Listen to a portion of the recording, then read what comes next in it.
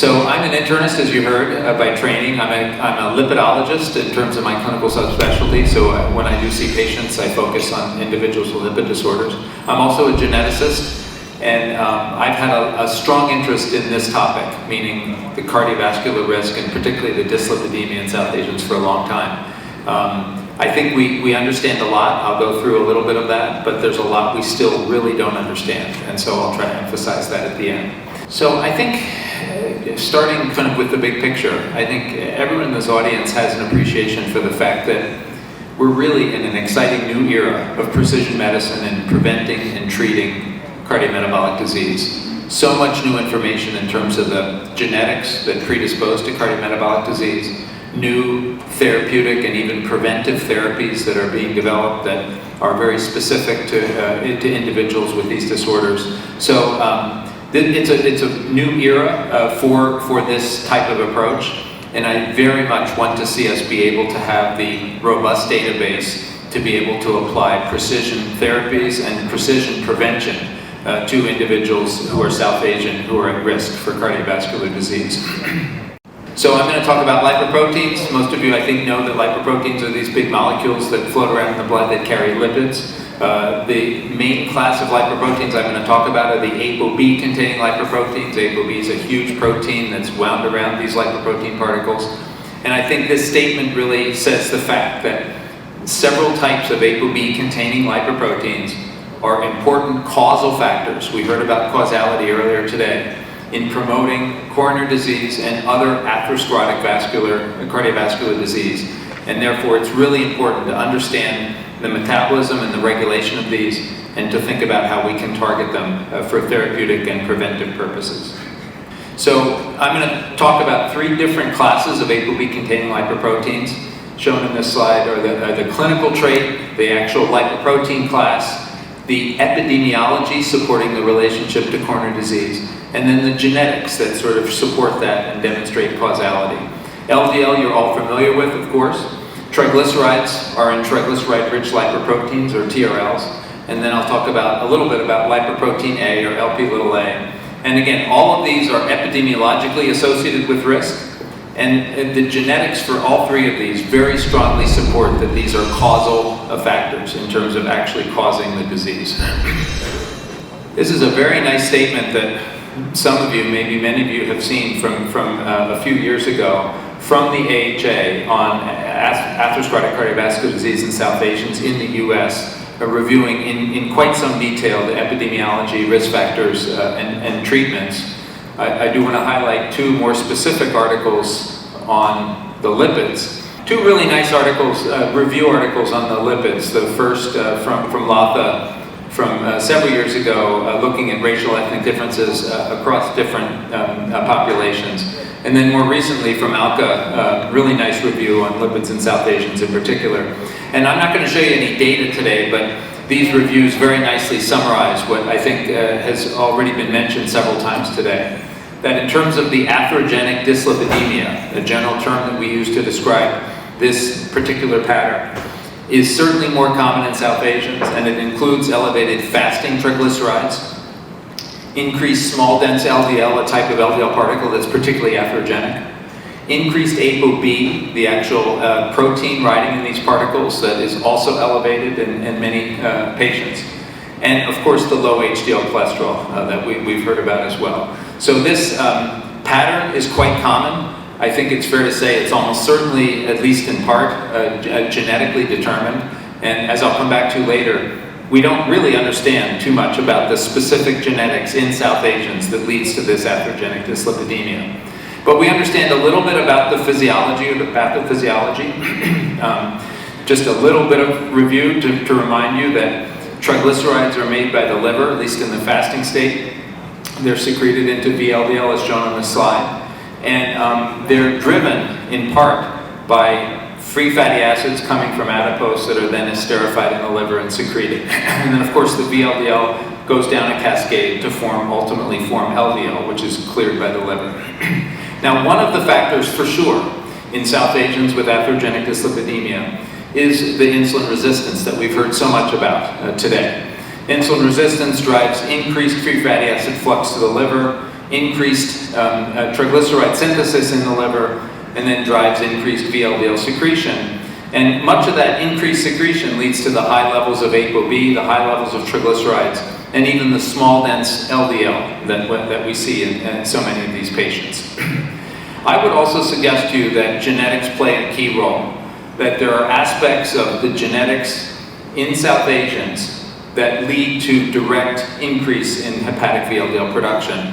One of the great mysteries for my field as a geneticist and lipidologist is we don't yet know what those genetic factors are because we don't have big enough studies that have looked at this in great detail. So certainly one of my goals is over the next decade to make sure that we amass large enough amounts of data that we can really try to answer this question. Now, I do want to remind you that HDL is strongly inversely related to hepatic VLDL production and triglycerides.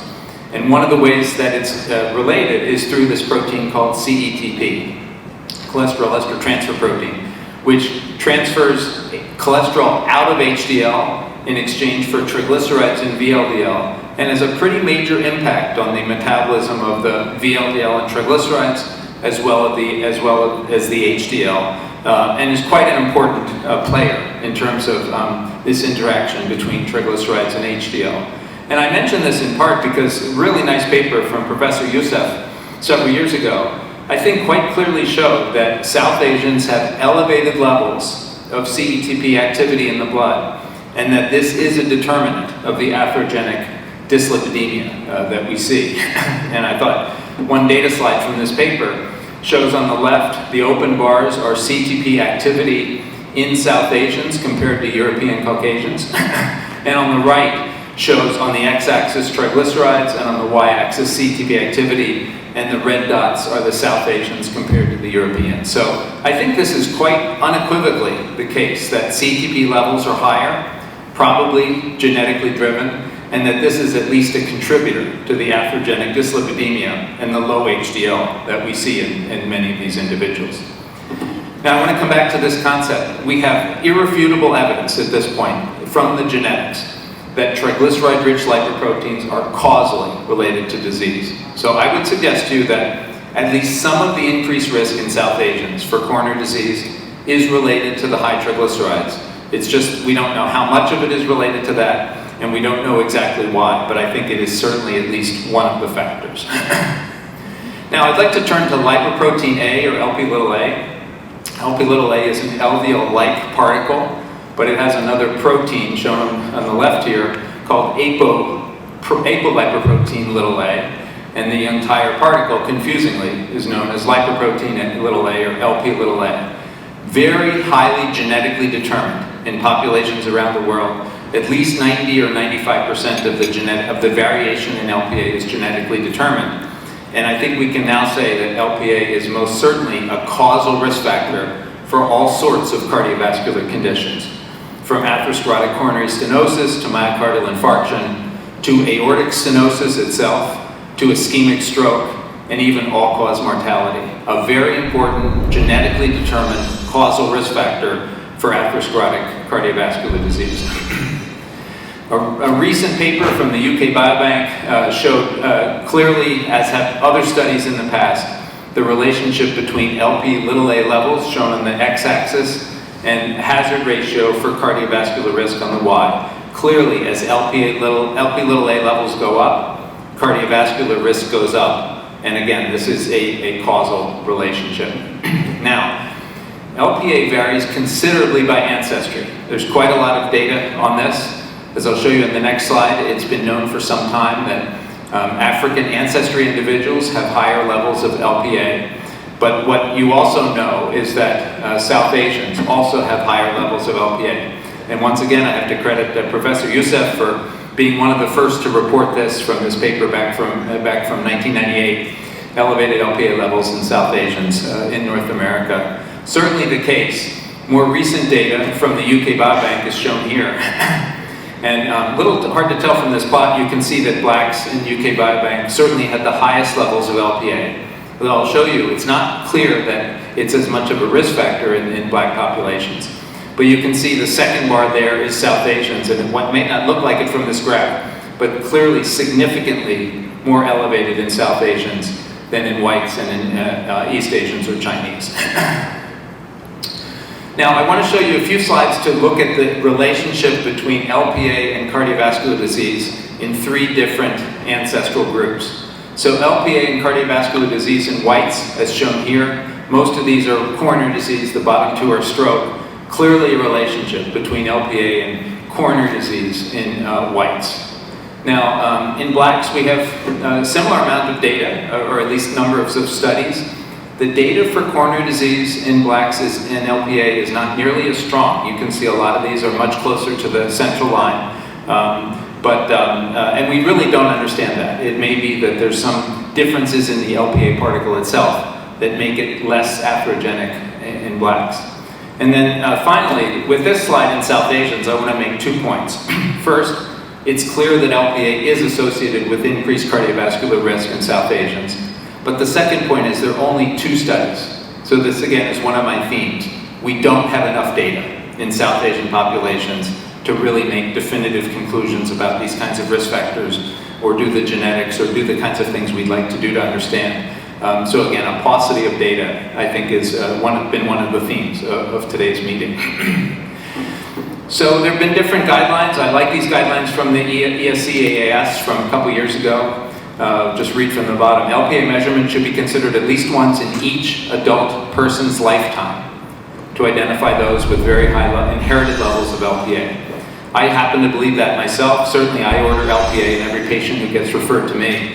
And I'd like to see us at some point get to the point where in South Asians, where we know LPA levels are higher, that every adult South Asian have their LPA measured at least once as a risk factor for assessment for cardiovascular risk.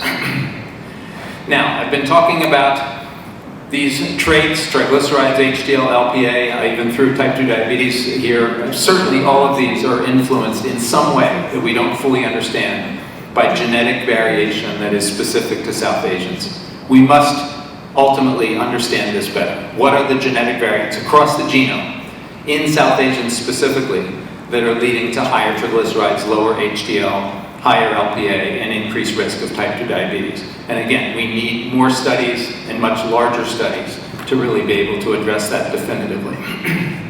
But I'd like to turn now in the remainder of my time to talking a little bit about the therapeutic implications for treating dyslipidemia in the treatment, but especially the prevention of atherosclerotic cardiovascular disease in South Asians.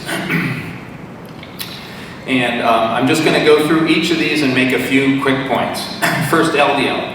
LDL cholesterol levels are not particularly elevated in South Asians, as we've heard. Small dense LDL, the most atherogenic type of LDL, certainly is. Treatment of LDL, no doubt, is a cornerstone for the treatment and prevention of cardiovascular disease in South Asians. And I would argue that one of our challenges is in individuals who haven't yet declared themselves as having disease, haven't yet had their heart attack or their stent or their stroke.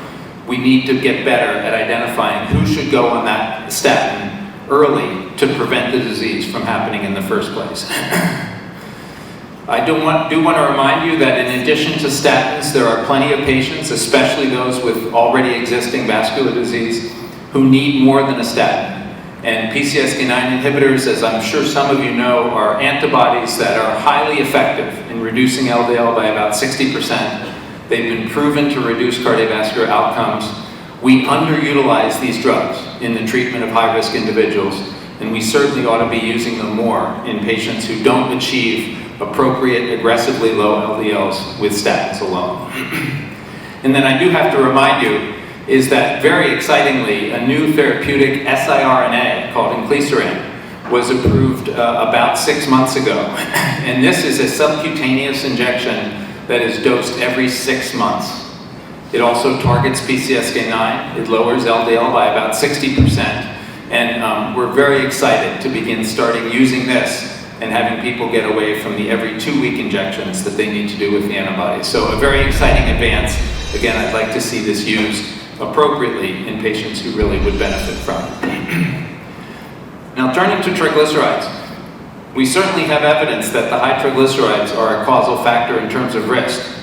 We don't have the best drugs for treating triglycerides. They haven't been that spectacular in terms of their outcomes data. So I'm going to mostly focus on what's coming down the pike in terms of new treatments that target triglycerides. And I want to remind you that triglycerides, yes, are in part determined by how much the liver's putting out, but they're also very much determined by this enzyme called lipoprotein lipase, shown at the bottom, that is, chews on the triglycerides and ultimately reduces triglycerides in the blood. And I do want to remind you, in terms of the causality argument, one of the greatest experiments of nature in my field is this. Lipoprotein lipase, there's a variant in this lipase that lops off the last amino acid and is 10% allele frequency in at least European ancestry populations, and is clearly associated with reduced triglycerides and protection from coronary disease. So it's a great example of showing that if you increase the amount of lipoprotein lipase, you not only lower triglycerides, but you reduce the risk of cardiovascular disease. So there's lots of interest in this pathway as a way to try to target therapeutically to reduce triglycerides and reduce cardiovascular risk. One of the proteins that's really interesting is this protein ApoC3. It rides on the triglycerides, it inhibits lipoprotein lipase, and a lot of data, primarily from European populations, is that genetic inactivation of ApoC3 protects against coronary disease. And then I just had to show you this slide, this next slide. So this is based on people who have just one copy missing of the ApoC3 gene. With my colleague Danish Salahin, who's Pakistani, who had recruited a huge population in Pakistan, capitalizing on the consanguinity to find individuals who are homozygous for loss of function mutations. Found a whole lot of people, hundreds of people, who lack ApoC3 entirely. And he arranged for an experiment in which he gave these individuals a high-fat milkshake. And normally when you do that, you can see on the bars, a normal individual will have their triglycerides go up over 6 hours quite a bit, as you see there. But in these individuals who had no ApoC3, they were almost flat. They had almost no response to this high-fat milkshake in terms of their triglycerides. So it just gives you a sense for how ApoC3 protects you against the effects of high triglycerides in the setting of a high-fat meal.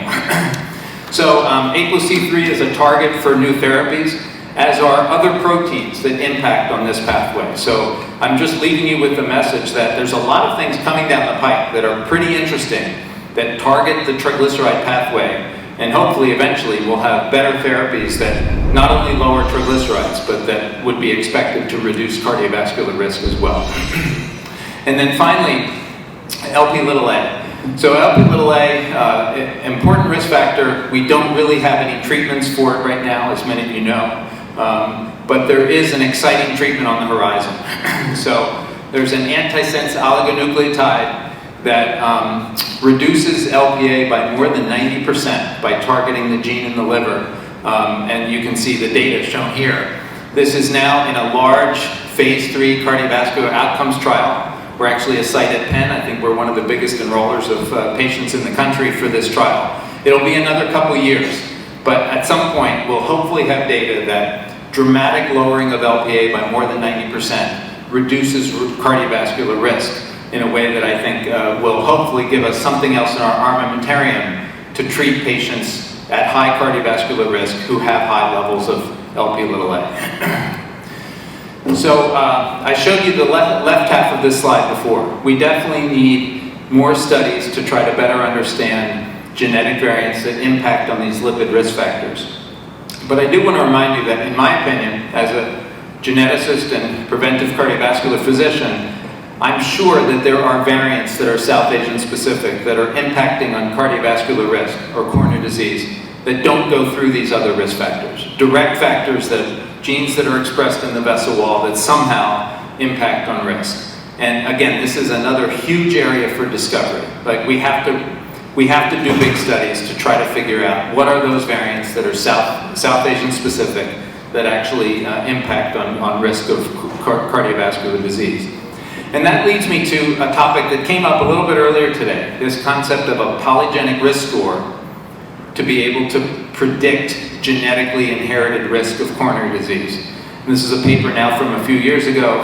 The slide on the right is basically showing the percentile of polygenic risk score on the right and the proportion of coronary disease. And you can see as you go up on the percentile, the risk goes up considerably, especially in about the top 10th percentile of polygenic risk score.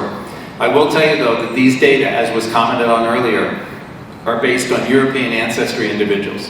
And we don't have anywhere near enough data in South Asians to be able to construct South Asian specific polygenic risk scores.